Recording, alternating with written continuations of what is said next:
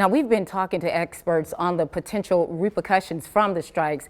News 3's Danny Valle talks to an expert from SIU. He joins us live in Williamson County with what he found out.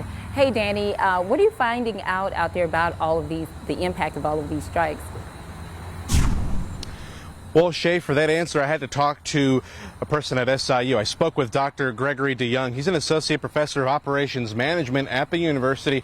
Now, one of the things he told me is that the impact could have on the supply chain, but on the smaller scale. Now, in our conversation today, he pointed out that this is the first time that the union is striking at all three companies at once, and only about 10% of all workers are involved. Now, since the strike started, hundreds have been laid off as factories remain idle, and DeYoung says the union has paid some laid off workers working for suppliers because of how unprecedented it is. He says it's hard to tell where things go from here.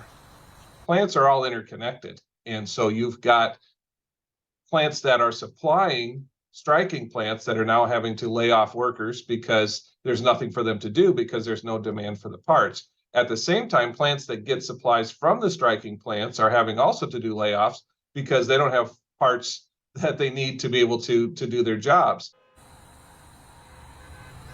Now, DeYoung says it's pretty much a game of which side can hold out the longest, and he says that the long-term strikes are difficult, but they benefit the unions in the long run. Now, the last time that UAW went on strike, that was back in 2019, and that was against General Motors. That strike lasted about 40 days, costing the company about $5 billion. And right now, DeYoung doesn't expect it to reach that length because consumer choice will be a factor. Reporting live in Williamson County, I'm Danny Valle, News 3.